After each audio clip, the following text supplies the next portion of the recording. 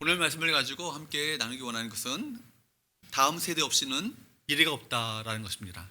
다음 세대가 없이는 미래가 없다. 따라할까요? 다음 세대 없이는 미래가 없다. 서로 인사합니다. 사랑합니다. 축복합니다. 우리 교회학교 여름 행사가 진행되고 있죠. 지난 주간에 유아 유치부가 시작되었고 또 유초등부, 중고등부, 청년부 말씀드린 것처럼 성경학교와 수련회가 교육되어 있습니다. 무엇보다도 우리 자녀들 위해서 여러분 기도하시고 우리 부모들의 신앙이 우리 자녀들에게 잘 개선될 수 있도록 이것이 우리 교회의 사명입니다. 비전이죠. 우리 옆에 우리가 현수막에 있는 것처럼 우리 교회의 네 번째 비전이 뭐예요? 다음 세대를 준비하는 교회입니다. 다음 세대를 준비하는 교회. 다음 세대가 우리 교회보다 지금 세대보다 더 밝아지고 또 아름다운 신앙으로 해가지고 주님을 섬기는 세대가 될 수 있도록 우리 모두가 이 일에 힘써야 될 줄로 믿습니다. 이것을 위해서 우리 성도 여러분들이 많이 기도해 주시고 또 격려해 주시고 또 그들을 위해서 함께 힘써 주시면 감사하겠습니다. 꼭 기도해 주시면 좋겠어요. 다음 세대가 다른 세대가 되지 않도록.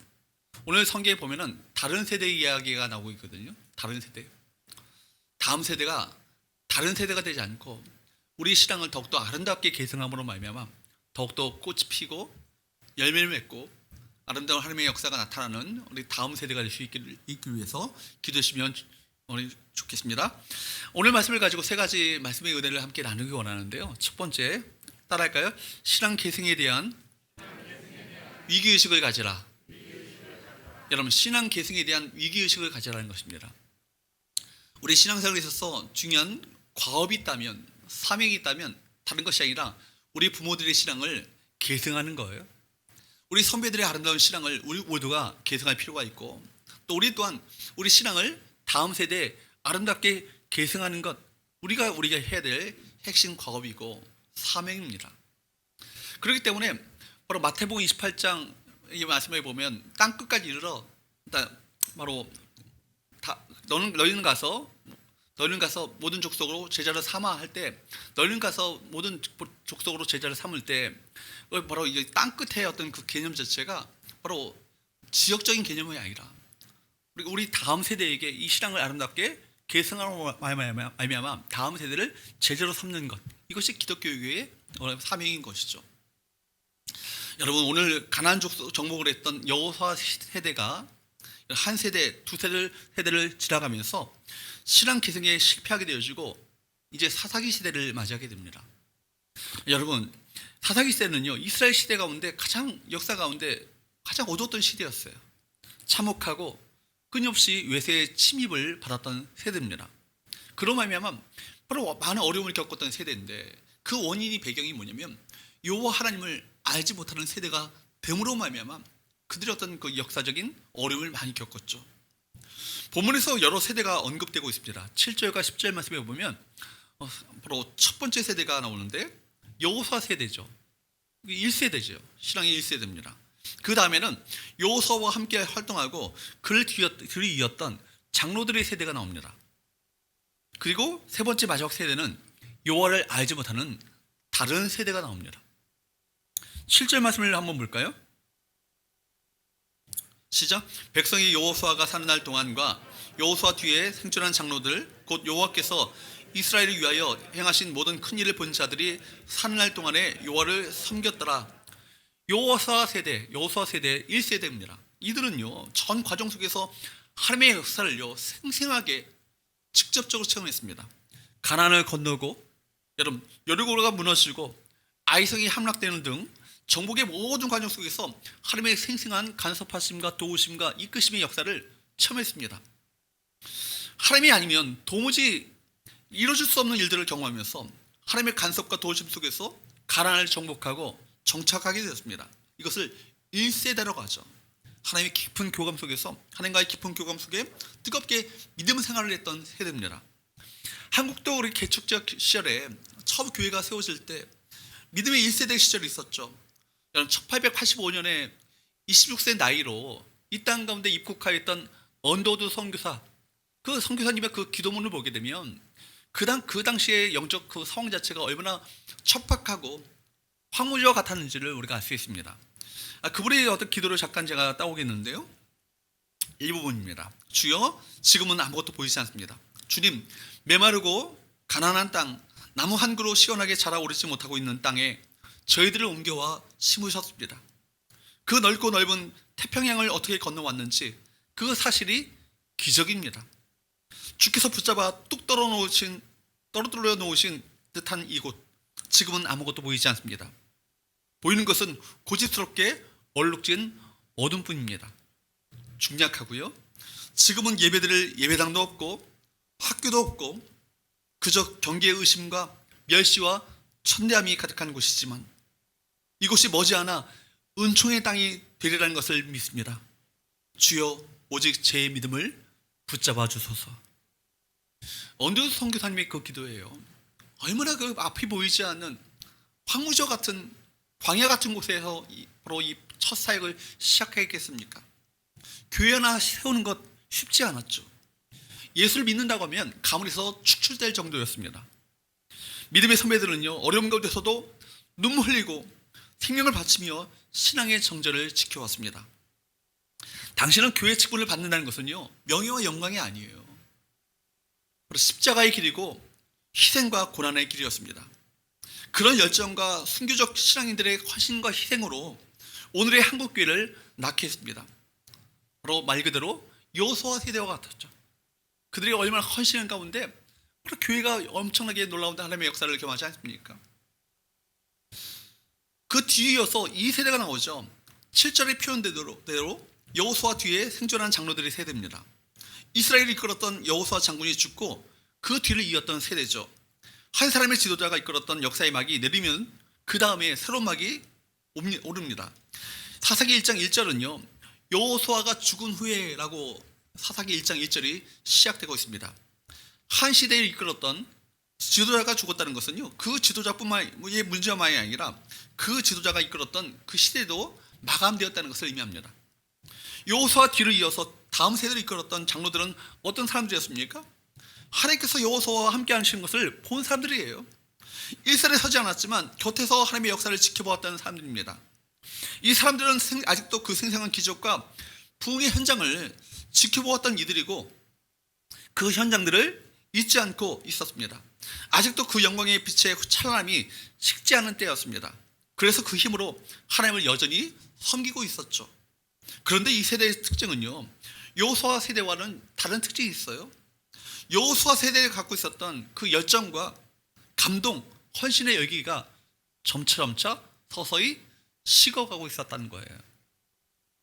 그들의 신앙을 지키는 일에 있어서는 문제가 없었습니다. 그러나 분명한 것은요, 여호수아 세대와는 달랐다는 것입니다. 이전 세대만 못했습니다. 한 세대가 넘어가면 그 세대의 열정과 헌신과 뜨거움이 계승되지 않습니다. 다음 단계가 문제죠. 지키고 유지하는 정도 가지고는 부흥을 경험할 수 없습니다. 10절에 나오는 이제 세 번째 다음 세대가 나오죠. 10절 말씀을 볼까요? 읽어보도록 합니다. 시작. 그 세대의 사람도 다 그 조상들에게로 돌아갔고 그 후에 일어난 다른 세대는 여호와를 알지 못하며 여호와께서 이스라엘을 위하여 행하실 일도 알지 못하였더라. 다음 세대가 아닌 어떤 세대가 일어납니까? 다른 세대가 일어나죠. 다른 세대. 성경은 그 다음 세대를 가리켜서 다른 세대라 그렇게 말하고 있습니다. 이 세대의 특징은 뭐예요? 여호와를 알지 못했다는 것입니다. 무슨 일이죠? 여호와 하나님께서 이스라엘에 행하신 일을 알지 못했습니다. 물론 종교적인 제도, 제사, 그 형식들은 남아 있었습니다. 외형적인 부분에 있어서는 큰 문제가 없었어요. 근데 내용적인 부분에 있어서는 완전히 달라져 있습니다. 중요한 대목은 여호와 하나님을 알지 못했다는 거예요. 비극적인 세대가 일어나는 것입니다. 이것이 사사기 혼란의 주된 원인 아니겠어요? 사사기가 왜 혼란스럽습니까? 사사기에 왜 놀라운 엄청난 이 바로 혼란의 어떤 그 반복이 계속되고 있습니까? 여호와 하나님을 알지 못함으로. 그런데 이 비극적인 세대, 하나님을 알지 못하는 세대가 일어나게 된 것은요, 시간적인 갭이 그리 크지 않아요. 불과 얼마 되지 않아서 이 다른 세대가 그 세대 가운데 일하게 됐다는 것입니다. 여러분, 우리도 마찬가지 아니겠어요? 언더우드 선교사님이 그렇게 한국에 입국한 때가 1885년이고 바로 1900년대부터 우리 복음이 심겨지기 시작합니다. 또 우리가 우리 전국에 우리 부흥의 불길이 일하기 시작한 것은 1960년대, 70년대 불과 몇십 년 되지 않아요. 그런데 여러분 지금 다른 세대가 되어가고 있는 현실을 우리가 맞이하고 있습니다. 마치 우리 어린 아이들에게 부흥의 이야기를 하면 전설 따라 삼천리처럼 옛날 이야기처럼 그렇게 듣는 경우가 많이 있죠. 오늘날 일어나는 상황이 사사기와 비슷하게 재현되고 있습니다. 한국은 지금 하나님을 알지 못하는 세대가 일어나고 있습니다. 교회마다 여러분 주일학교가 감소되고 쇠퇴되고 뿐만 아니라 주일학교가 없는 교회가 많이 있어요. 심지어 여러분 우리 교회 사이즈 되는 교회인데도 불구하고 주일학교가 없는 교회도 있어요. 그런 교회도 있다는 것입니다. 부모의 신앙이 자녀들에게 전수되지 않는 경우가 교회 안에 중직장 안에서도 많이 일어납니다. 여호수아가 믿음으로 가나안을 정복하며 눈물로 싸워나갔던 그 헌신을 다음 세대는 잊지 말아야 했습니다.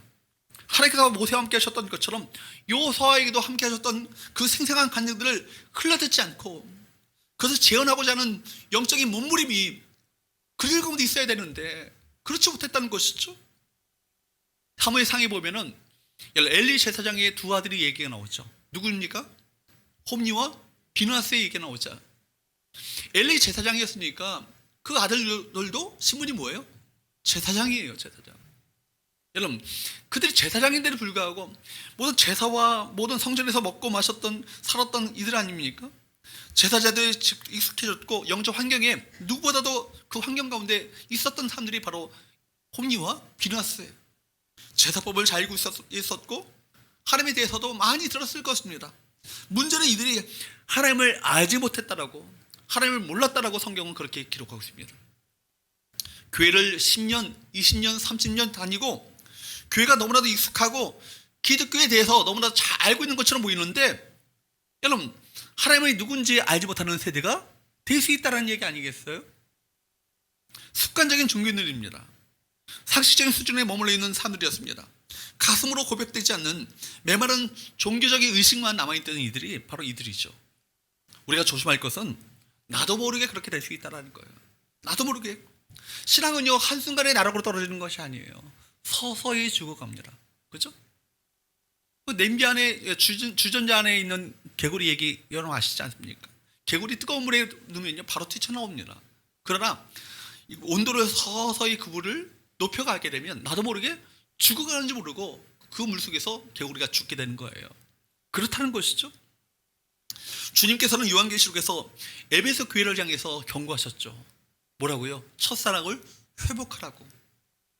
신앙의 본질을 회복하라는 것입니다. 신앙의 전통을 잘 지켰어요. 또 정통적인 어떤 신앙을 잘 지켰던 이들이 바로 에베소 교회였습니다. 그러나 그들에게 있어서 본질적인 문제는 뭐예요?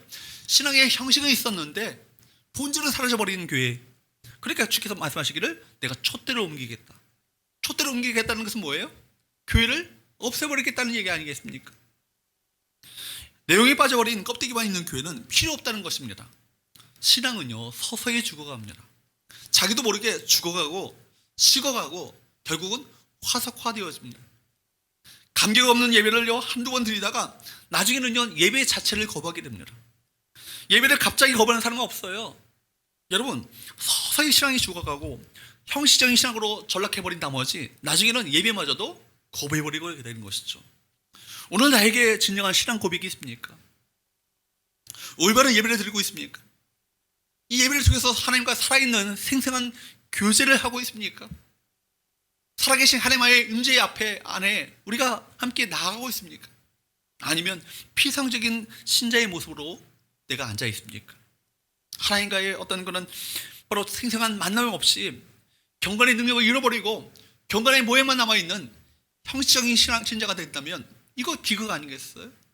이것이 사사기 시대의 모습이었던 것이죠. 우리 자신을 돌아봐야 될 점입니다. 하나님, 내가 하나님과 바로 생생한 살아있는 신앙의 교제를 할 수 있도록 도와주시고 예배 가운데 사람을 의식하지 않고 바로 이 자리에 임재 계신 하나님 앞에 내가 믿음으로 나갈 수 있도록 도와달라고, 그런 믿음을 가질 수 있도록 도와달라고 주 앞에 기도하시는 저와 여러분 되시기를 주님으로 축복합니다. 두 번째로 한번 따라할까요? 타협하지 않는 신앙을 가지라. 뭐 하지 마셔야 돼요? 타협하지 마셔야 돼요. 타협하는 신앙을 가지지 마. 타협하지 않는 신앙을 가지라는 것입니다. 여러분, 우리 사사기 이 문제를 보게 되면 신앙생활을 안 하는 것이 아니에요. 다른 세대, 여러분, 하나님을 섬기지 않은 것이 아닙니다. 근데 여러분, 하나님을 섬기는 날로 불구하고 하나님을 알지 못하는 세대가 될 수 있다는 것을 우리 모두에게 경고하고 있지 않습니까? 겉으로는 다 아는 것처럼 보여요. 더 종교적일 수 있습니다. 더 원리와 원칙을 따지고 모든 것을 다 형식을 철저하게 그렇게 따질 수 있습니다. 그런데 아니더라고 보면 아니었습니다. 오늘 본문에 보면은 사사기의 중요한 주제 중에 하나가 뭐냐면 타협이에요. 타협. 사사기 2장 2절과 3절 말씀에 보면 그들은 하나님의 말씀에 순종하는 척했지만 온전히 순종하지 않았습니다. 그 땅의 거민들과 타협했죠. 사사기 2장 2절과 3절 말씀을 한번 볼까요? 너희는 이 땅의 주민과 언약을 맺지 말며 그들의 제단들을 헐락하였거늘. 누가 말씀하신 거예요? 하나님이 말씀하신 거예요. 너희 이 땅의 주민과 언약을 맺지 말라는 얘기는 타협하지 말라는 얘기예요. 그리고 그들의 제단을 완전히 헐어버리라 말씀하셨어요. 그런데 너희가 내 목소리를 듣지 아니하였으니 어찌하여 그리하였느냐. 3절 말씀을 보십시오. 그러므로 내가 또 말하기를 내가 그들을 너희 앞에서 쫓아내지 아니하리니 그들이 너희 옆구리에 뭐가 될 것이며 가시가 될 것이래요. 내 옆구리에 가시가 된다는 것은 두고두고 나를 괴롭힌다는 얘기 아니겠습니까? 또 그들의 신들이 너희에게 올무가 되리라. 이 땅의 주민과 언약을 맺지 말라. 그들이 제단을 다 헐라. 그렇게 말씀하셨음을 불구하고 이 하나님의 말씀을요 그들이 온전히 순종하지 않습니다. 이것이 문제죠. 바로 그 말씀을 듣지 아니하고 자기 좋은대로 향하는 것이죠. 우리가 읽지 않았지만 1장 27절 이하를 보게 되면 반복되는 말씀이 나옵니다. 사사기 1장 27절 말씀을 볼까요? 제가 읽겠습니다. 므낫세가 벳산과 그에 딸린 마을들의 주민과 다낙과 그에 딸린 마을들의 주민과 돌과 그에 딸린 마을들의 주민과 이블로함과 그에 딸린 마을들의 주민과 무기뚜와 그에 딸린 마을들의 주민들을 쫓아내지 못하며 가나안 족속이 결심하고 그 땅에 거주하였더니 그 주민들을 쫓아내지 못하며 그 거민들이 그 땅 가운데 거주하게 돼요. 29절 말씀을 또 볼까요? 에브라임이 게셀에 거주하는 가나안 족속을 뭐하지 못하며 쫓아내지 못하며 가나안 족속이 게셀에서 그들 중에 거주하였더라. 이 얘기는 뭐냐면 그들을 쫓아내지 않으니까 가나안 족속이 그들 가운데 함께 더불어 함께 사는 거예요. 그러니까 그들의 이방 문화의 어떤 그 세속적인 문화에 그 이방 풍습이 그들 가운데 자연스럽게 스며들게 되어지고 그들의 가치관과 세계관이 믿는 자나 믿지 않는 자들이나 바로 구분이 없는 정도로 그렇게 타락하게 된다는 얘기입니다. 30절 말씀을 볼까요? 1장 30절 시작. 스불론은 기드론 주민과 나할롤 주민을 뭐 했다고요? 쫓아내지 못하였으므로 가나안 족속이 그들 중에 거주하면서 노역을 하였더라. 여기는 무슨 얘기냐면 그들 가운데 거주하면서 그들이 노예 역할을 하는 거예요. 얼마나 편해져요? 풍성한 삶이 펼쳐집니다. 우리를 대신해서 힘든 노역들은 그들이 감당하는 거예요. 그러니까 이들이 같이 사는 것도 괜찮네. 우리 힘든 이들이 같이 감당해 주네. 이런 마음이 드는 거 아니겠습니까? 31절 말씀을 보세요.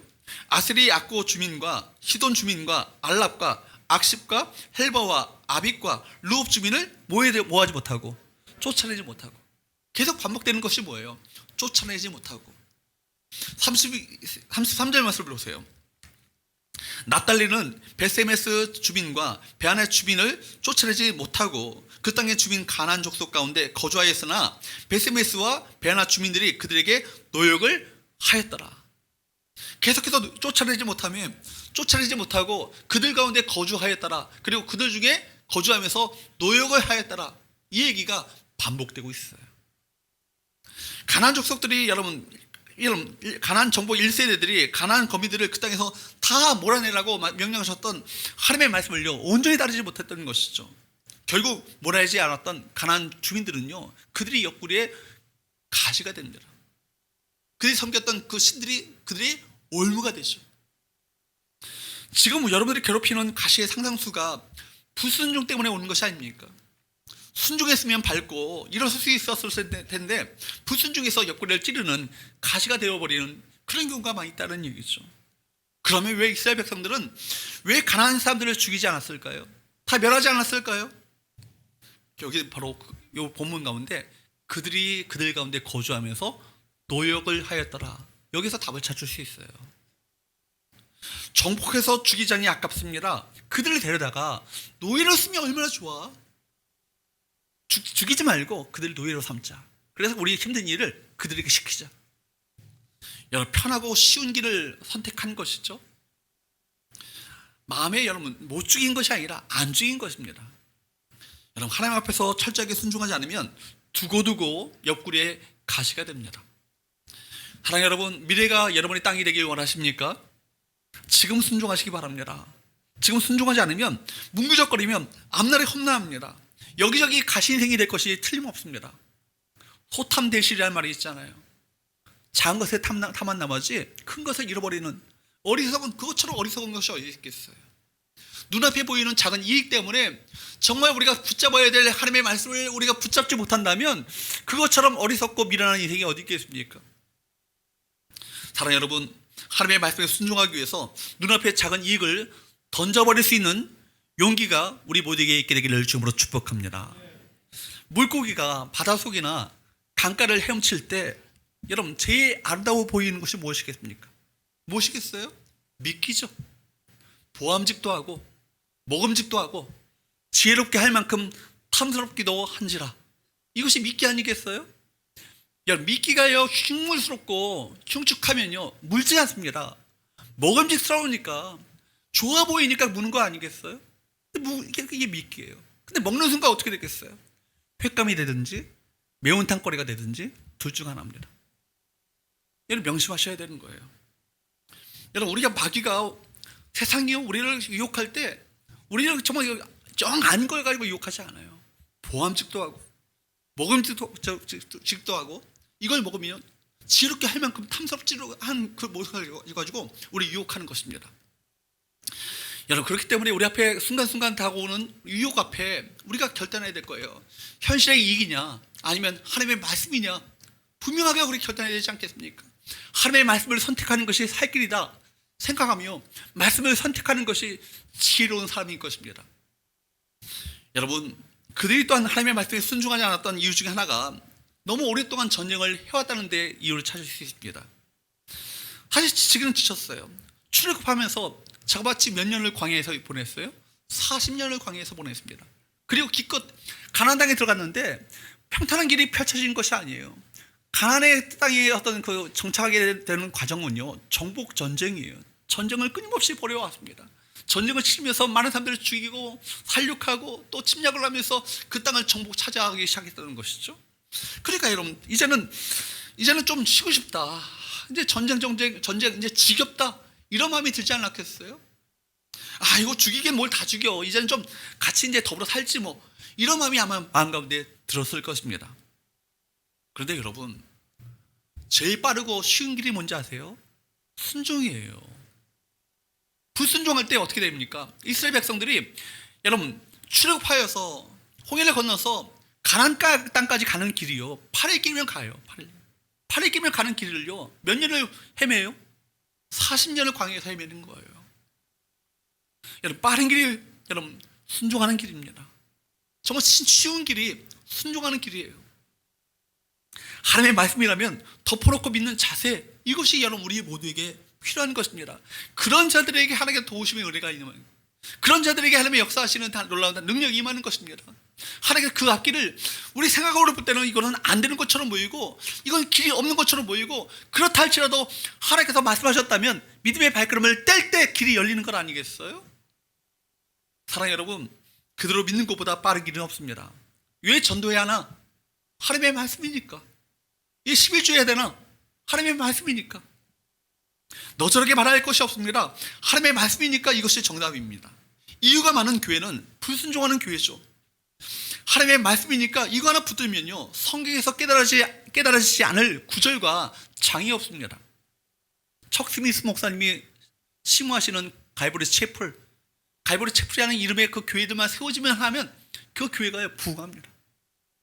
그 척 스미스 목사님의 그 갈보리 채플 그 네트워크에 그 속한 교회들마다 다 미국에서 부흥하고 성장하는 교회예요.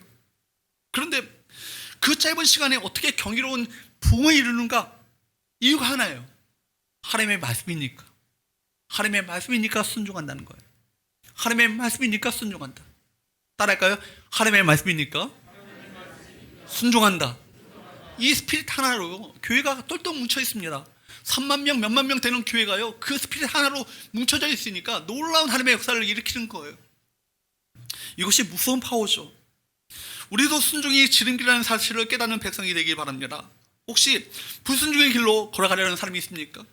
두려움 때문에, 눈앞의 이익 때문에, 아니면 지쳐서 머뭇거립니까? 순종의 지름길로 돌아오시기를 주님으로 축복합니다.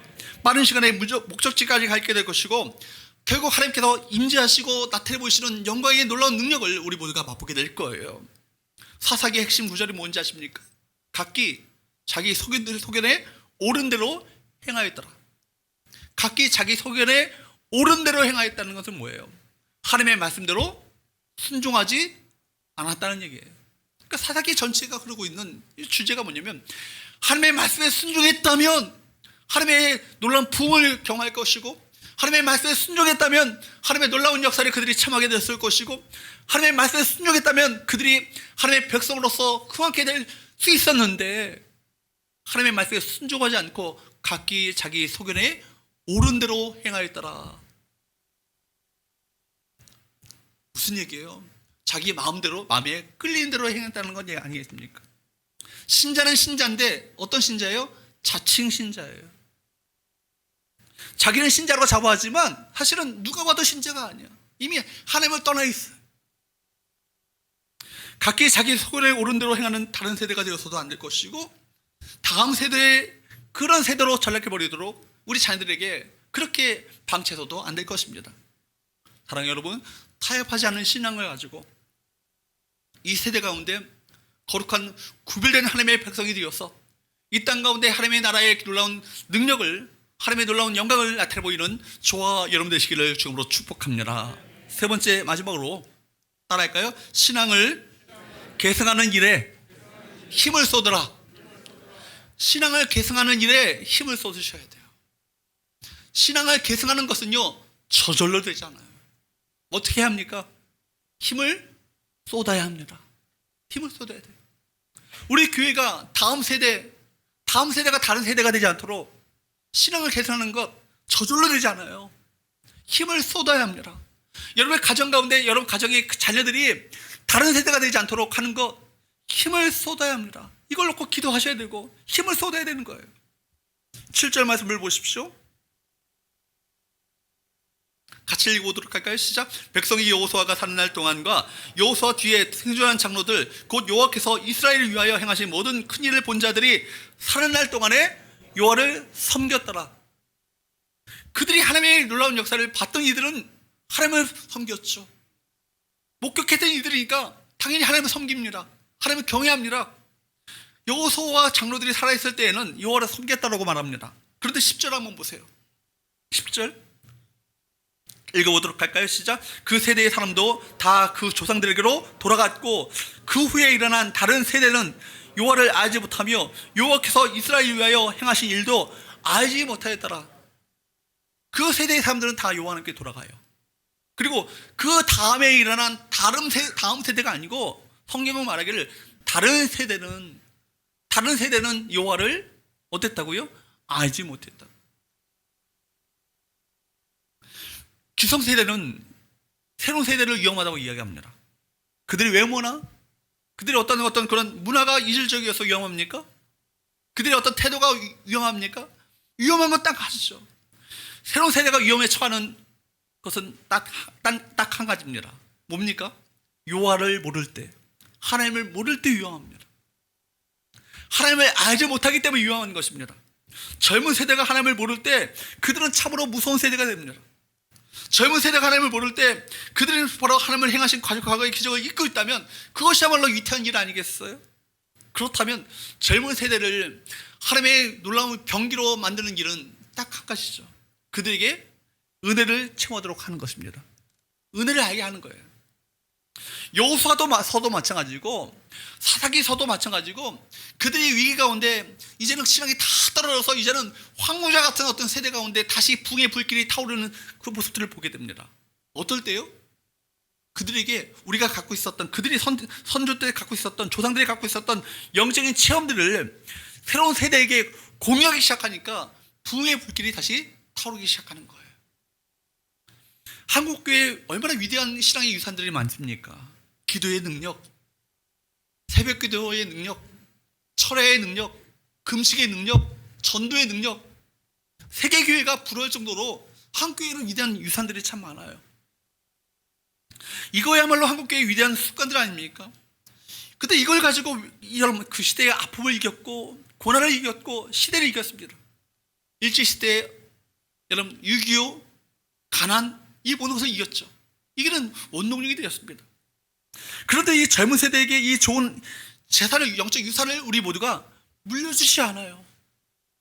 아, 너 자라. 피곤한데 자라. 엄마 새벽기도 갈게. 넌 피곤해. 자야 돼.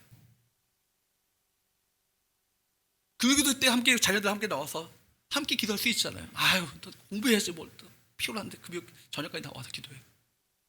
철일 때만 해도요. 금요기도 때 우리 자녀들과 함께 나와서 함께 기도하는 모습들이 일반적이었어요. 그런데 어느 순간에 보니까 어른들만 나와 있는 거예요. 어른들만. 여러분 자녀들에게 금식 시키십니까? 아유, 배고파 죽겠네. 홍장님 때 무슨 금식을 시켜. 우리가 금식할게. 너는 잘 먹고 잘 열심히 공부해야지. 그렇게 하지 않아요? 여러분, 왜 젊은 세대에게 좋은 이 재산을 물려주지 않으려는 겁니까? 가르쳐주는 사람이 없으니까 이 재산의, 이 영적 유산이 우리가 개성되지 않는 거예요. 선대의 영적 유산이 젊은이들 속에서 체험되어지고 젊은이들이 이 일에 순종하기 시작하면요, 영적인 전성기를 맞이하게 됩니다. 우리 조상이 믿은 하나님이 누구시고 그 은혜의 체험이 어떤 것인지를 맛보게만 한다면 기적의 역사가 일어나게 될 거예요. 우리 다음 세대 가운데 영적 부흥이 일어나기 시작할 것입니다. 여러분, 그런데 여러분, 부모가 경건하다고 해서 자녀들이 자연스럽게 경건을 이어가는 것은 아니에요. 경건한 히스기야 밑에 누가 나옵니까? 악한 므낫세가 나와요. 이걸 보면서 깜짝 놀랍니다. 사무엘 아들들 보면은 여러분, 사무엘이 위대한 제사장이잖아요. 선지자잖아요. 그런데 그 아들들이 사실은 경건하지 않은 아들들이 나오는 것을 보게 되면 경건한 부모 밑에 자연스럽게 경건한 자녀들이 나오는 것이 아니라는 거예요. 그렇기 때문에 우리가 영적 위기의식을 가져야 되는 거예요.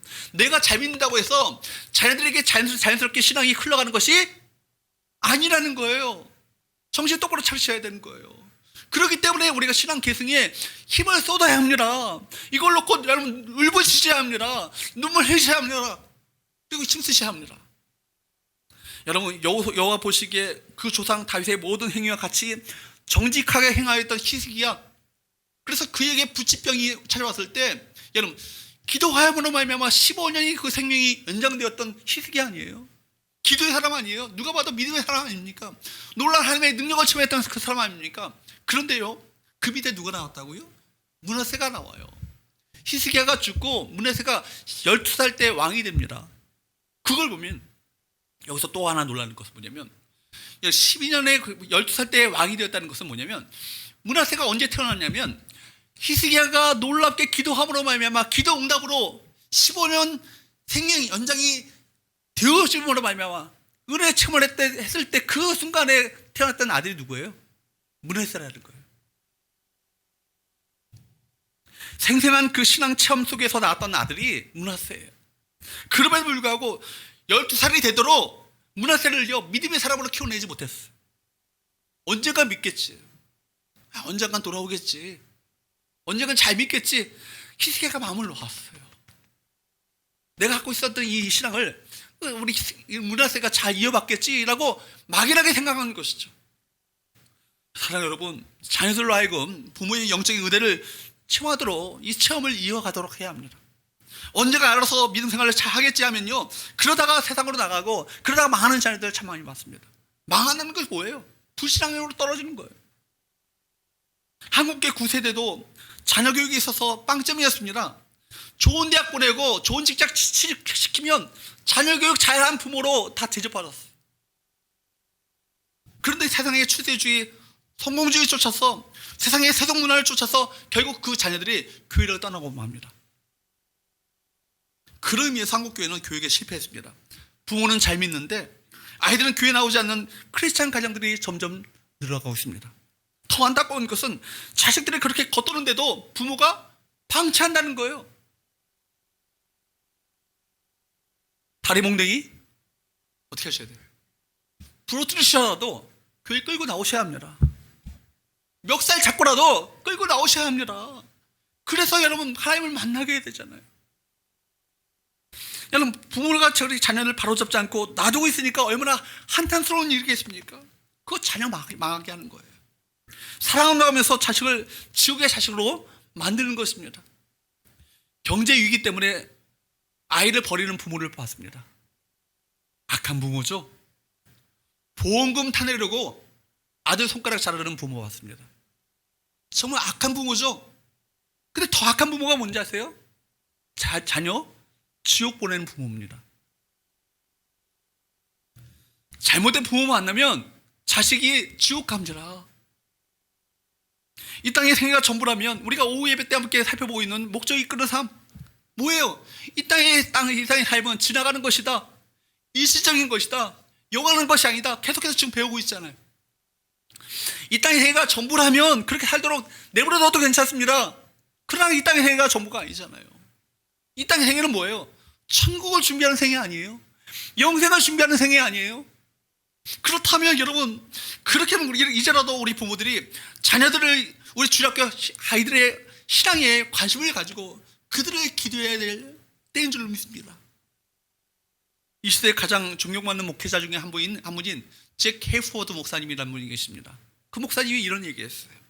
자신과 다른 사람들을 복되게 하며 사는 방법을 자신과 다른 사람들을 복되게 하며 사는 방법을 저절로 깨닫는 아이는 없다.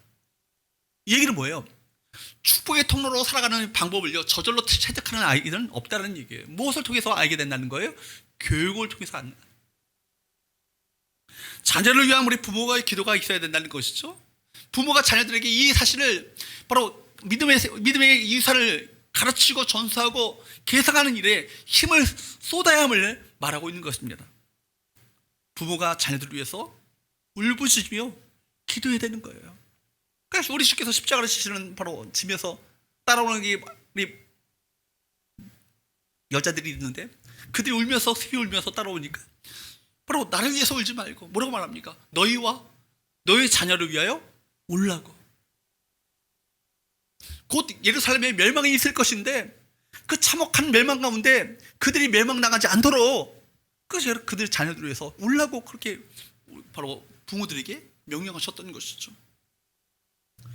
여러분 그러므로 여러분 우리가 기도해야 될 것입니다. 하나님 한국교회 젊은이들을 되돌려 주옵소서. 하나님 한국교회 찬란했던 바로 이 화려했던 그 성경학교를 다시 보게 하여 주시옵소서. 우리 청소년들 우리 어린이들 정말 주님 만날 수 있도록 도와주옵소서. 그렇습니다. 지금 우리가 처한 현실은요 황무지와 같아요. 우리 자녀들을 신앙으로 키운다는 것은요 참으로 어렵습니다. 그러나 황량한 땅에 여러분 그런 영상을 보셨잖아요. 황무지와 같은 곳에 한 그루 나무를 심는 농부들 한 그루 정성스럽게 심는 거예요. 황무지와 같고 사막과 같은 그 땅인데요 30년이 지나니까 새가 깃들이고 여러분 아름다운 나무가 우거진 그런 생명의 숲으로 변하는 영상. 우리가 그런 사역을 감당해야 합니다. 지금 척박한 땅이 있지만 머지않아 우리가 흘린 땀의 수고가 아름다운 신앙의 기질로 이 땅 가운데 다가오게 될 것을 믿음으로 바라보기 원합니다. 서울에 인류대학교들이 있죠. 여러분 이 학교들 합격만 하면요 아무리 멀어도 여러분 그 지방에서도 그 학교 보냅니다. 왜 보낼까요? 좋은 학교니까. 이유가 없어요. 좋은 학교니까 보내는 거예요. 좋은 학교니까 아무리 멀어도 지방에 있어도 부모가 자녀들을 꾹 보냅니다.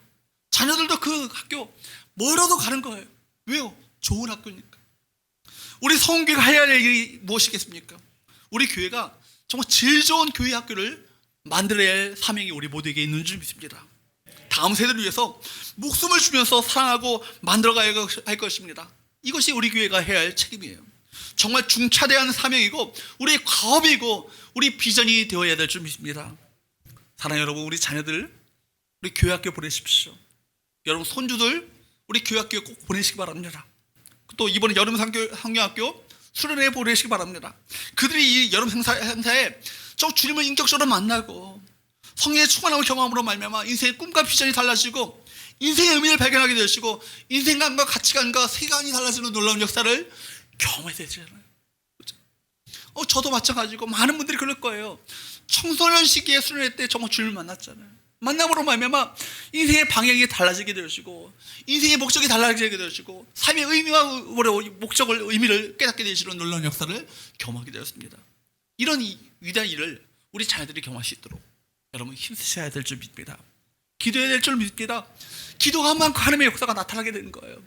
무엇보다도 하나님, 우리 교회가 정말 이 시대 가운데 정말 다음 세대에게 아름다운 신앙을 개성하는 아름다운 교회로 사명을 감당할 수 있도록 도와달라고 기도하시는 저와 여러분 되셔서 우리 다음 세대가 다른 세대가 아닌 우리 부모들의 아름다운 신앙을 개성함으로 말미암아 더 미래가 더 밝아지는, 다음 세대가 없이는 미래가 없다는 사실을 기억하시면서 다음 세대가 바로 미래가 더욱더 밝아지는 아름다운 교회로 쓰임받게 해달라고, 여러분의 가정의 미래가 더 자녀 세대가 더욱더 영적으로 더욱더 밝아지는 놀라운 역사가 나타나는 가정이 될 수 있도록 기도하시는 저와 여러분 되시기를 주님으로 축복합니다. 기도하겠습니다.